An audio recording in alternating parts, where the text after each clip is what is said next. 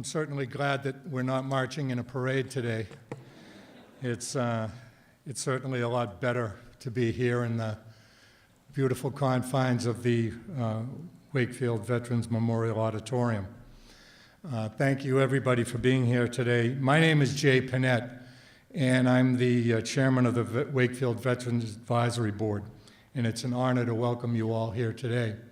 I'd like to extend a special welcome to our elected and town officials, Senator Lewis, Representatives Wong and Brodeur.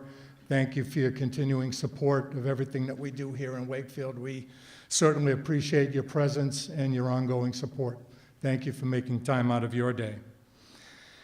Since its first official observance as Armistice Day in November 11th of 1919, in recognition of the armistice that ended World War I, to the drive by World War II veterans to change the observance to a recognition of all veterans, Americans have paused to remember the service and sacrifice of the men and women who have defended the American way of life in times of war and peace. Our veterans have often placed themselves in danger, serving with honor and distinction under difficult circumstances, and often making the ultimate sacrifice to keep our nation free. We come together every year at the 11th hour of the 11th day of the 11th month on November 11th to recognize the heroes among us and to remember those who we have lost. They are the men and women who will still, they are the men and women who still serve and have served in our armed forces. We come together to show our appreciation and to say thank you to the millions of Americans who have sacrificed and were away from family and friends for months and years at a time. We gather to pay tribute to those who have risked life and limb so that we can live in the land of free because of the brave. We would like to thank all of today's participants and all of you for attending today's observance. It is important for all Americans to maintain the true meaning and intent of the holiday, as opposed to having it turned into just another day off from school or have it be known as a host of sales opportunities. For our veterans, thank you for bravely doing what you're called to do so that we can safely do what we're free to do. In the words of President Abraham Lincoln, any nation that does not honor its heroes will not long endure. I would like to call on Mr. Tom Collins, the commander of Harry E. Nelson, American Legion Post 63 here in Wakefield, to open our observance with the presentation of colors by Wakefield's Boy Scout Troop 701.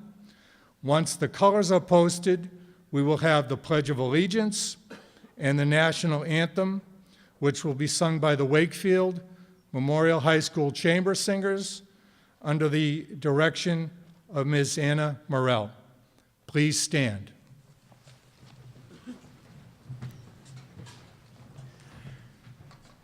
Color guard, post colors.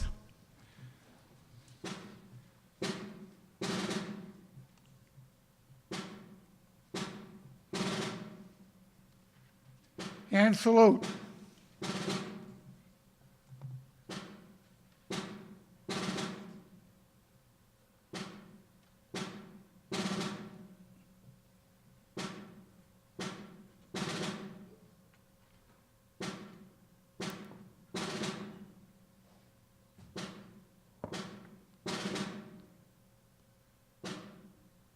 Two, uncover for the Pledge of Allegiance. I pledge allegiance to the flag of the United States of America and to the republic for which it stands, one nation, under God, indivisible, with liberty and justice for all. Cover.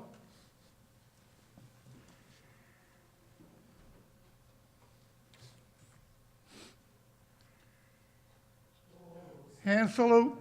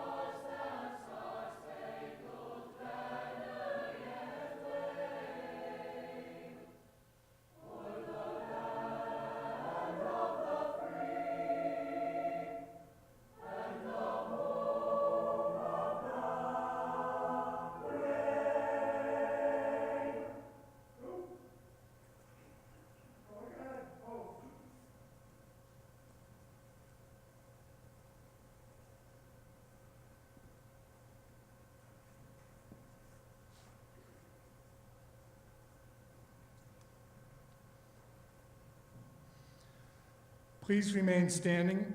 It is my pleasure now to introduce Reverend Peter Brown, the pastor of the First Baptist Church of Wakefield, to lead us in our invocation. Cover. I invite you to join with me in prayer. God of grace and God of glory, our supreme commander-in-chief, please help us in this hour to properly honor those who have given their youth, their strength, and even their lives for our freedoms. We would honor the men and women of our armed forces who have seen combat and those who worked behind the scenes to support their comrades. We would honor their character, forged by discipline, tempered by duty, and found faithful in times of terrible stress. We would honor their loyalty to our nation, their ongoing contribution to her values, and their willingness to sacrifice for us. And we honor you for being their very present help in trouble. Now, as we open this service, please open our hearts in gratitude and respect. I ask this in the name of the one who declared, "There is no greater love than to lay down one's life for one's friends." Amen.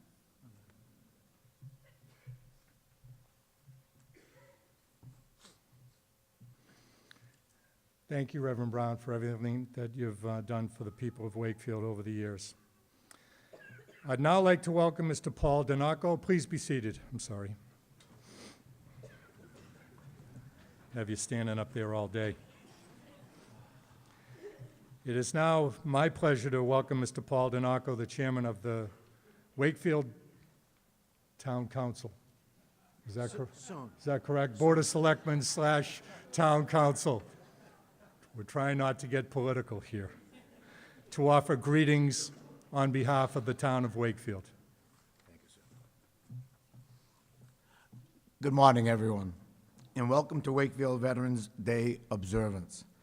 On behalf of the town of Wakefield and the entire Board of Selectmen, it is truly an honor to be bringing greetings and saying a few words before you here today. We are here today in honor of all veterans who have served in the United States Armed Forces. They come in all shapes, sizes, religious beliefs, and gender. Yet they all have one thing in common. They serve this country with honor, valor, and bravery. During a veteran service a few years ago, someone's definition of bravery was defined as just determination to do the job that you know has to get done. To all veterans here today, thank you for your service, and thank you for getting that job done. So today we are here to recognize, celebrate, and honor all those who have served in in the country's uniformed services, those who served in the United States Army, the United States Marine Corps, the U.S. Navy, the U.S. Air Force, U.S. Coast Guard, and the U.S. Merchant Marines.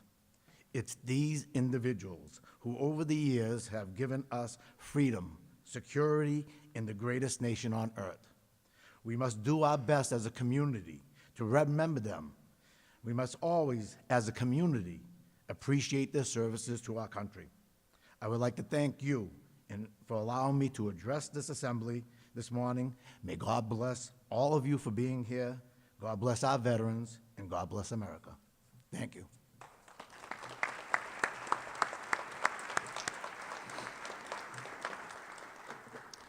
Thank you, Mr. Donaco. The Wakefield Memorial High School Chamber Singers, under the director of Miss Anna Morell, will now perform "Of Thee I Sing" by David Brunner.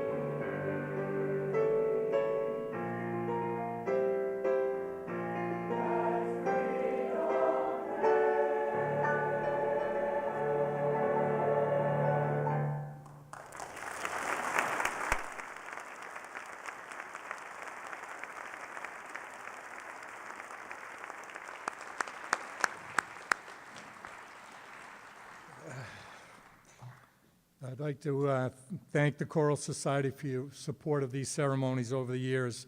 And I'll go off script for a second while they go back to their places. This week I've gone to some elementary schools, and I came to a couple of assemblies here in the Galvin. And I think when you look at all of the extra effort and the dedication that the children of Wakefield and their teachers and administrators put in for not only the assemblies that took place at all of the schools throughout Wakefield, at last night's football game, they did a very nice honor of the veterans, and the fact that we have the Choral Society and the ensemble here. I think that Wakefield and the country is in great shape.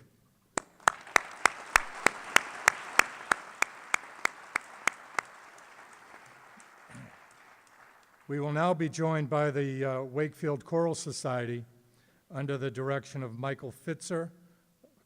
Am I going out of order here? Up, as you were for the Marines here. It now gives me great pleasure to introduce the Wakefield High School Wind Ensemble under the direction of Mr. Thomas Bankert. They will be playing the Armed Forces, the Pride of America, and I would like to ask all of the veterans here to please stand, if you're able, when your service song is played.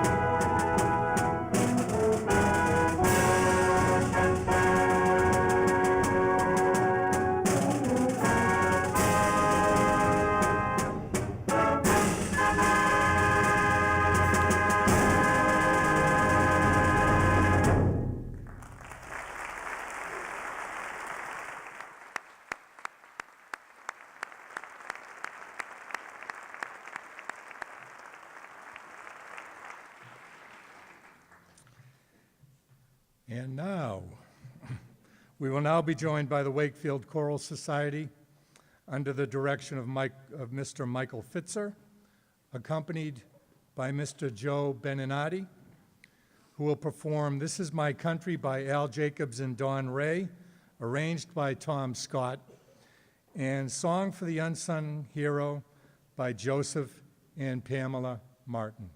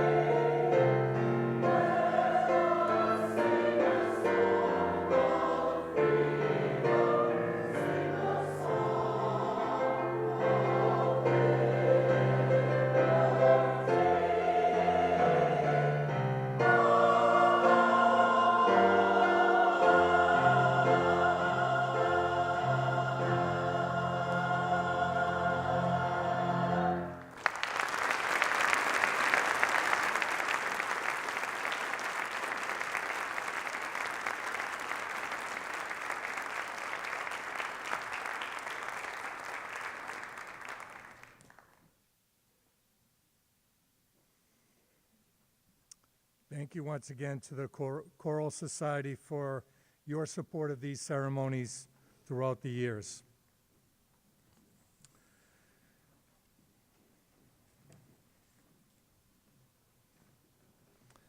It gives me great pleasure to introduce today's keynote speaker. Mr. Bill Chetwynd is very well known around the town of Wakefield. Bill exemplifies the notion of selfless public service. He served on the Wakefield School Committee for 15 years. During this time, he also served on some statewide committees and was the recipient of a Mass Association of School Committee Award for being a friend of public education. Bill has been the president and is currently a director of the Scholarship Foundation of Wakefield. He was also awarded membership in the National Honor Roll for Dollars for Scholars. He was instrumental in establishing the Wakefield Academy in the Wakefield school system and serves on the board of the Wakefield Memorial High School Alumni Association. Bill was also involved in the establishment of the Wakefield Farmers Market and was a participant in the Wakefield Adult Mentoring Program. Bill was a member of the team that established the Boys and Girls Club in Wakefield and currently serves on the board of directors there. He has volunteered for a number of years with the Refugee Immigration Ministry Program, a nonprofit organization that helps people who are seeking asylum in the United States. He has served on the board of directors as well as working with clients in the local cluster. Bill is a member of the Golden Rule Lodge of Masons here in Wakefield and was presented the Joseph Warren Medal for service to his lodge and community. Bill is also an Army veteran who completed tours of duty in Korea and then in Vietnam. While serving in Korea, he tutored several Korean students from a local college to teach them English. Bill believes that this experience gave him the opportunity to get to know and understand the culture he was serving in, and ultimately helped him adjust to the culture of Vietnam while serving there. It's a real honor to introduce today's speaker, Mr. Bill Chetwynd. Who is that guy?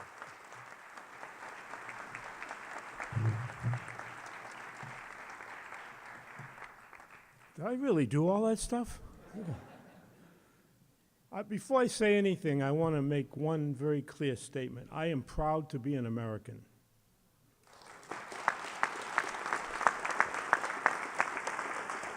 Where at least I know I'm free.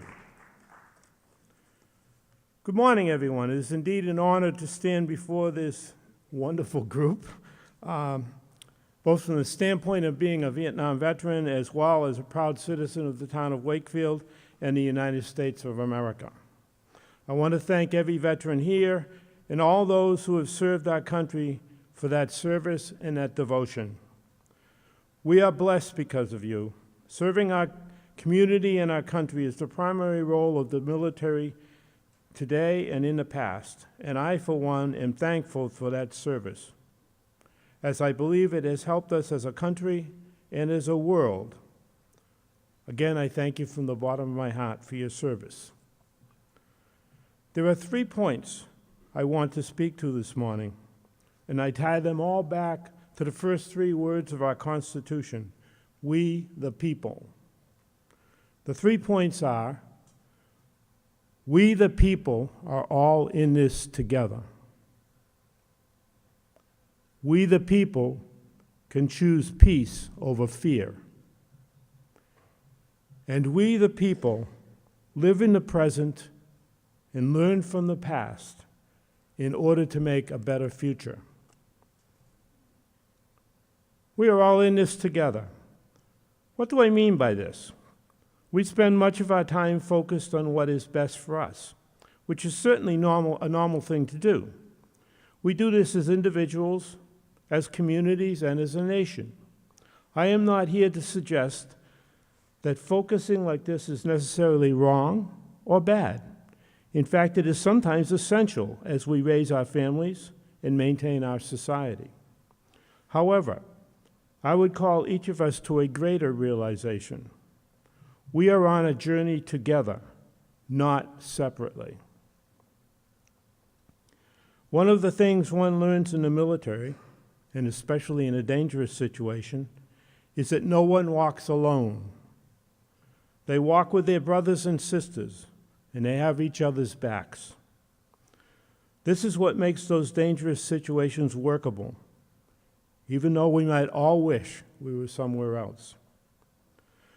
One of the lessons I learned as a young man in the Army was exactly that. I learned that things are always done better when done as a team. I am so very glad I learned that lesson, and it has been one that I have tried to apply in my life. And I feel that my life has been more fulfilling because of that effort. It has been my privilege, to be part of teams in my work life which designed and developed worldwide information technology systems, and to build multiple teams for the purpose of technology development with large corporations. Just as importantly, I have been very fortunate to have worked with teams in our community which initiated a variety of community entities, including the Wakefield Farmers Market, the Wakefield Academy Program, the Wakefield Boys and Girls Club, and the Wakefield Human Rights Commission. These, as well as having the privilege to work with a phenomenal team, the Scholarship Foundation. All of these, as well as others, have helped me come to the realization that we are all in this together, and by working together we can accomplish great things. In a day which technology has made communication so much easier and so much more widespread, the world has become what appears to be more chaotic. The reality is not that it is more chaotic, but that we are more aware of the chaos. What that has done in my mind is to point out even more strongly that we all need to connect and work together to meet the challenges of that chaos and turn those challenges into opportunities. It is not necessary for all of us to agree on a given issue, nor would I anticipate that happening. For all of us, but we do need to sit together in a respectful way and share ideas and solutions. That is the way we come up with the most workable solutions to problems. This is extremely important in a war situation, as anything short of the best solution can have catastrophic circumstances. That was true in Vietnam and every other war we have ever been engaged in.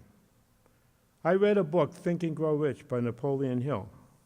No, it's not a book about being rich in terms of money, but instead talks about some of the elements to success. In one of the chapters, which really stood out to me, he sets forth the premise that if you put two people in a room who have differing opinions on how to solve a problem, but listen openly and respectfully to each other, you will see a third solution come out of that room, which is better than either of the two that the conversation began with. We are all on this life journey together, and we must be willing to listen and to work with each other to resolve the challenges before us and make the world a better place. Which brings me to my second point, which I believe we can achieve together. We can choose peace over fear. We are all prone to fear. We're afraid of this, we're afraid of that. In terms of serving our country in the military, there is always the fear of war that hangs over us. I am sure my fellow veterans from Vietnam and from other wars know of that fear. It is not pleasant, and it is difficult to work through sometimes. Mankind has forever, it seems, chosen war over peace. Why? I don't have a good answer for that, but I do have a good understanding of the fear of war, be it military war or the war we too often seem to have with other people on issues. It is not fun, and it does not make it easy to come to a solution. I would like to suggest that we try to do something which admittedly is difficult, and that is to choose peace rather than fear. This concept can apply not only to military war situations, but to all of the challenges we face in life. I was afraid when I was in Vietnam, and just so we have full disclosure, I served in Saigon, which I guess would have been considered a safe zone when I was there in the 60s. Perhaps it was a safe zone, but I will tell you, I did not feel very safe. I remember speaking to many South Vietnamese citizens and to many U.S. soldiers in Saigon who were serving or had served in other very difficult areas of the country. What I noticed from all of them was a fear of what was next.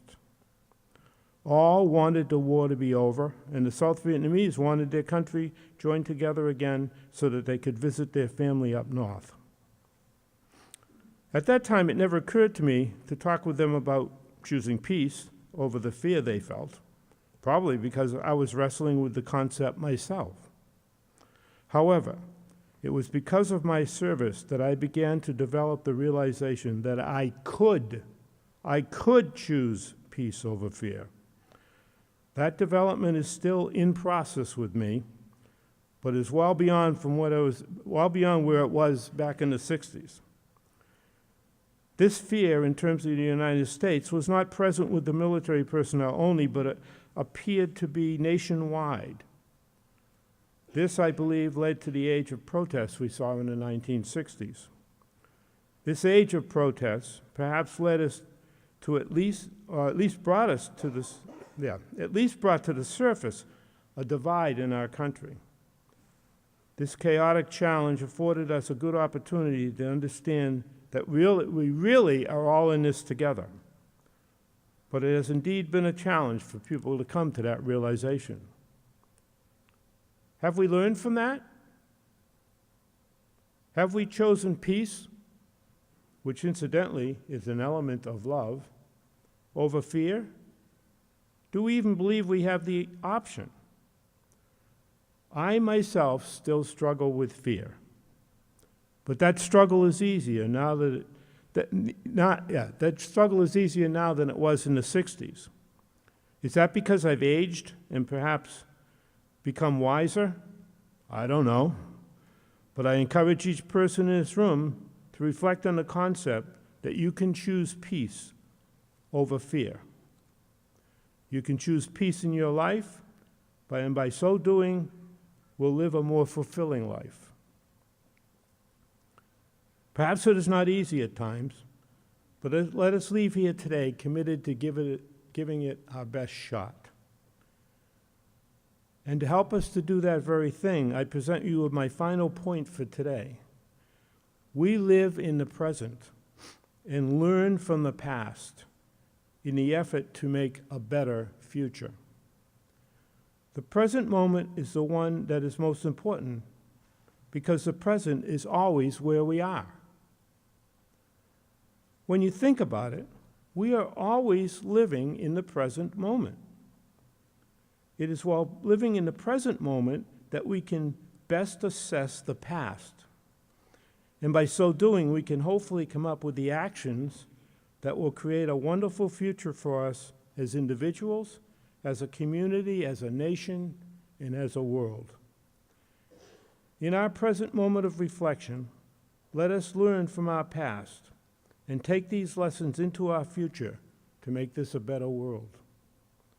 As we leave here this morning, I would encourage each of us to recall a motto that is on many of our coins, E pluribus unum, which translated from the Latin means, out of many, one. We are many. Let us leave here with the goal of turning that many into one. Remember what our founding fathers said during the process of establishing this nation. Together we stand, divided we fall. Let us stand together and make a better world for the generations coming behind us. I would like to leave you with a poem which I began writing in the 60s and I still kind of fiddle with once in a while. Together we stand. Brotherhood, that far distant star that floats endlessly from the reach of man, never to be near but far, as is the winter's tan. Although it seems we often do forget that it is together that we stand best. Yes, it is together we should stand, and yet we often fail the test. It is our brothers we should reach out for, and for our sisters we should always care. That is the essence of our very core, that for each other we will be there. As I look upon the sky and see the sunshine oh so bright, it causes me to wonder why it seems so hard to get it right.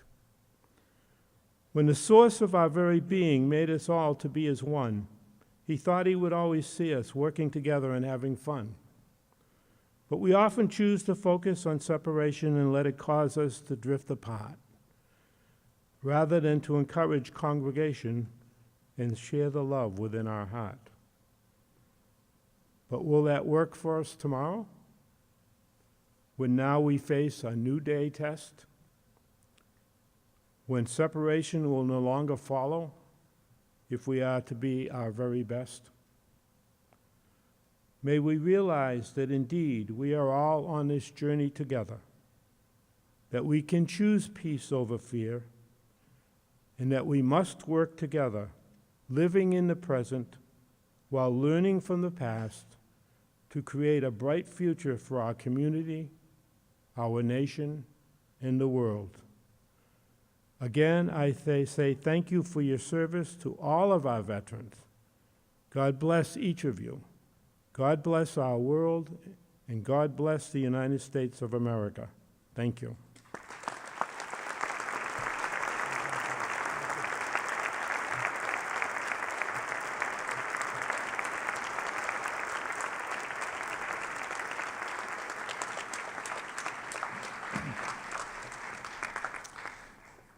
Thank you, Bill. Thank you for your service to our town and to our country. At this time, we'd like to ask that everyone please stand if you're able and join us in a moment of silence in remembrance of our fallen veterans.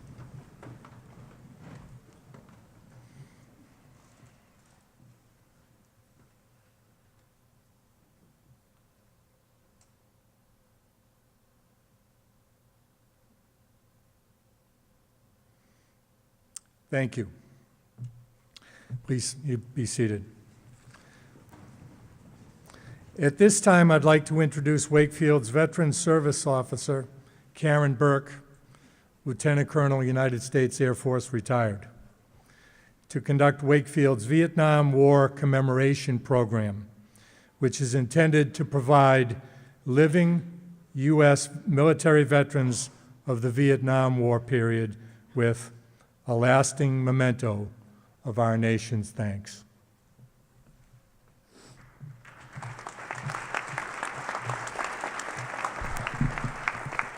Thank you.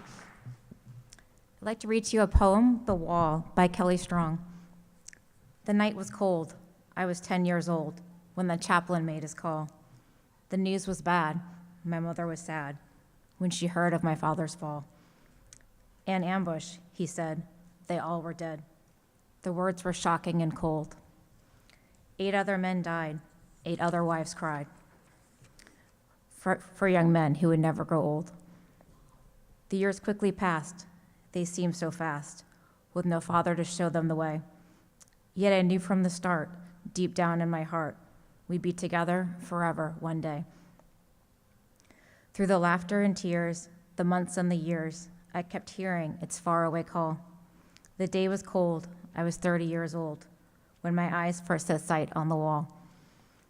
It seemed ancient yet new, as if somehow on cue, when I saw it, the earth became still. And my memory, once gray, became focused that day. of a man who now suddenly seemed real. No more tears filled my eyes, no more lifetime of whys. All the answers I'd found in this place. With the touch of his name, gone was sorrow and pain, and bad memories were quickly erased. As I stared into the black, my father stared back, and he smiled, my heart filled with joy. I said, "Welcome home, Dad. What a journey you've had." He said, "It's sure great to be home, my boy." Across the nation, Americans are uniting to thank and honor Vietnam veterans and their families for their service and sacrifice. The Melrose Saugus Wakefield Veterans Services District is among more than 10,000 local, state, and national organizations that have partnered with the United States of America Vietnam War Commemoration to assist the nation in honoring our 7 million living Vietnam veterans and 9 million families of those they served. Today, we honor our district Vietnam War veterans as part of this commemoration. I would like to share with you the proclamation made by President Barack Obama in 2012. As we observe the 50th anniversary of the Vietnam War, we reflect with solemn reverence upon the valor of a generation that served with honor. We pay tribute to the more than 3 million servicemen and women who left their families to serve bravely, a world away from everything they knew and everyone they loved. From Nha Trang to Khe Sanh, from Hue to Saigon, and countless villages in between, they pushed through jungles and rice paddies, heat and monsoon, fighting heroically to protect the ideals we hold dear as Americans. Through more than a decade of combat over air, land, and sea, these proud Americans upheld the highest traditions of our armed forces. As a grateful nation, we honor more than 58,000 patriots, their names etched in black granite, who sacrificed all they had and all they would ever know. We draw inspiration from the heroes who suffered unspeakably as prisoners of war, yet who returned home with their heads held high. We pledge to keep faith with those who were wounded and still carry the scars of war, seen and unseen. With more than 1,600 of our service members still among the missing, we pledge as a nation to do everything in our power to bring these patriots home. In the reflection of the wall, we see the military family members and veterans who carry a pain that may never fade. May they find peace in knowing their loved ones endure, not only in medals and memories, but in the hearts of all Americans, who are forever grateful for their service, valor, and sacrifice. In recognition of a chapter of our nation's history that must not be forgotten, let us renew our sacred commitment to those who answered our country's call in Vietnam and those who awaited their safe return. Beginning on Memorial Day in 2012, the federal government partnered with local governments across America to participate in the commemoration of the 50th anniversary of the Vietnam War, a 12-year program to honor and give thanks to a generation of proud Americans who saw our country through one of the most challenging missions we have ever faced. While no words will ever be fully worthy of their service, nor any honor truly befitting their sacrifice, let us remember that it is never too late to pay tribute to the men and women who answered the call of duty with courage and valor.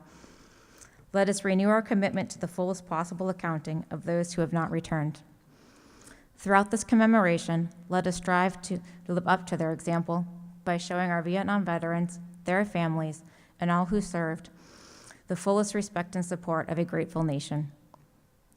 Now therefore I, Barack Obama, President of the United States of America, by virtue of the authority vested in me by the Constitution and the laws of the United States, do hereby proclaim May 28, 2012 through November 11, 2025 as the commemoration of the 50th anniversary of the Vietnam War. I call upon federal, state, and local officials to honor our Vietnam veterans, our fallen, our wounded, those unaccounted for, our former prisoners of war, their families, and all who served with appropriate programs, ceremonies, and activities. President Barack Obama, May 25, 2012. At this time, I would like to recognize some of our own Vietnam veterans with the lapel pin. On behalf of a grateful community, I would like to welcome you home. Thank you for your service. We will never forget the sacrifices you made. The Wakefield Girl Scouts will be assisting me in pinning our Vietnam veterans. Please stand and join the Girl Scouts and I when your name is called. Thank you.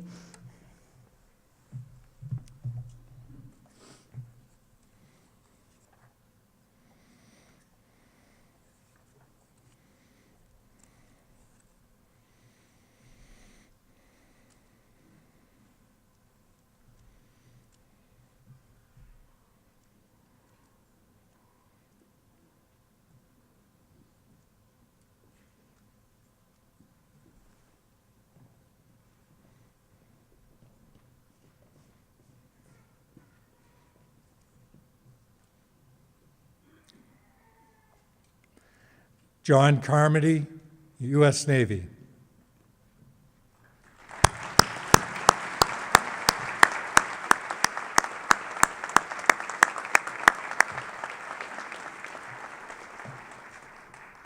Anthony Colozzi, U.S. Army.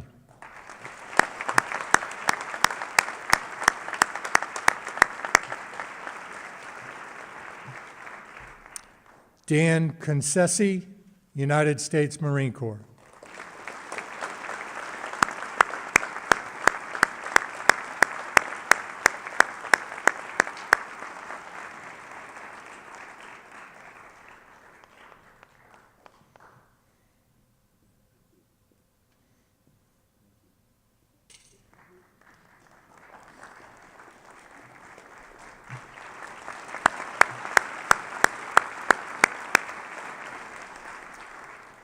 Philip Corsi, U.S. Navy.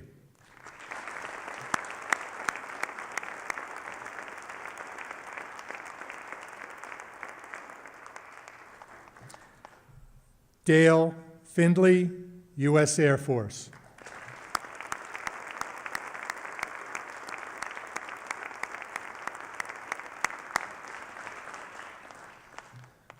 William Foley, U.S. Air Force.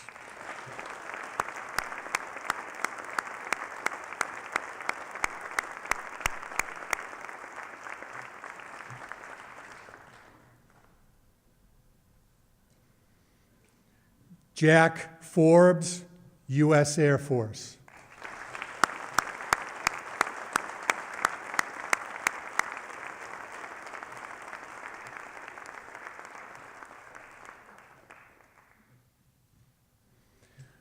William Forsyth, U.S. Navy.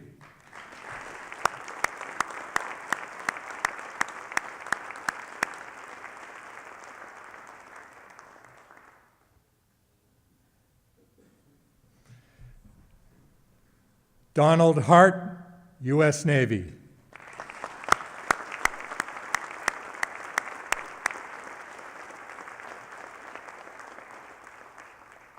Craig Hess, United States Air Force.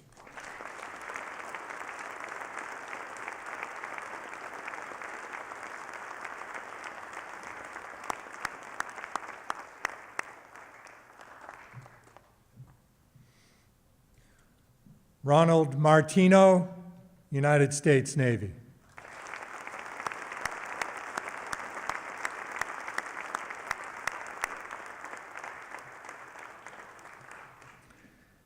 Gerald Muse, United States Navy.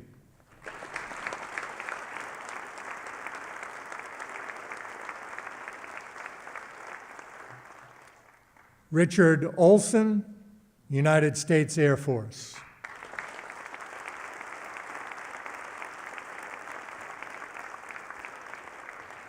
Sam Stella, United States Army.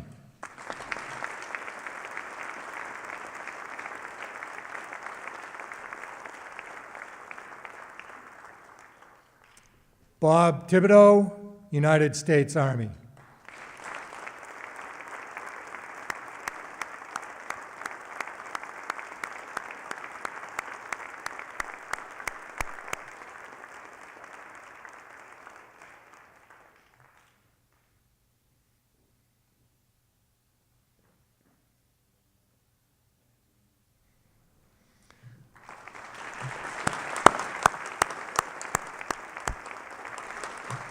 William Walsh, United States Army.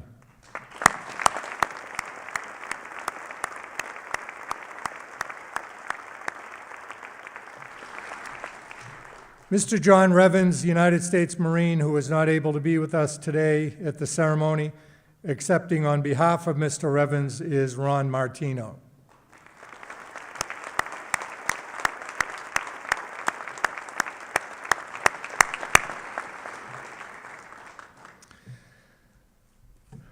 Thank you once again. Welcome home to our Vietnam veterans, and thank you once again. And if anyone in the community knows a Vietnam veteran who would like to be recognized, please have them reach out to our Veteran Service Officer, Karen Burke. Thank you. Thank you, ladies.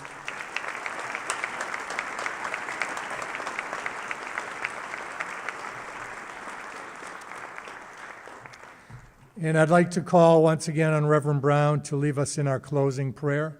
Please stand.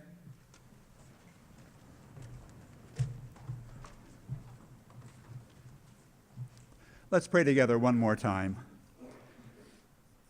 Ever-living and ever-loving God, as we prepare to leave this place, help us to guard carefully the gifts that our veterans' loyalty and devotion have purchased for us. May we be true as they were and are. May we be loyal, selfless, and faithful to our country as they were and are. And may your blessing rest upon these precious men and women and their families. May they know your favor, even as they will always enjoy the favor of their country and her citizens. And please bless their military descendants, those Americans who serve on the front lines of freedom even now. And bless our nation, for which these men and women have given so much. Please keep America worthy of their devotion and sacrifice, and increasingly true to you, for your love's sake. Amen.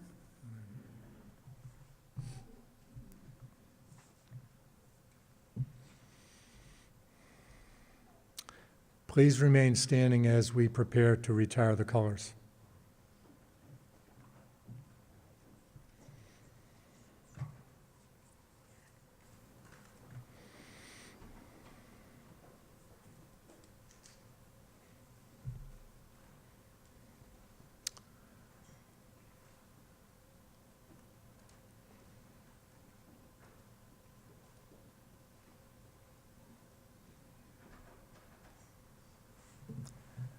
Color guard, retire the colors.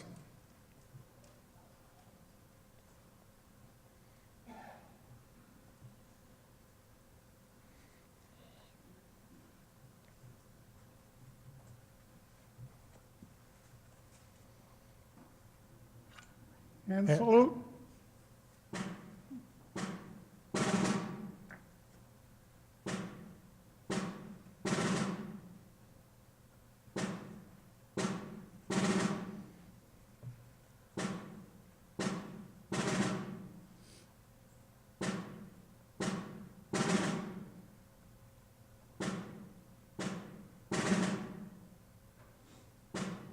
Two.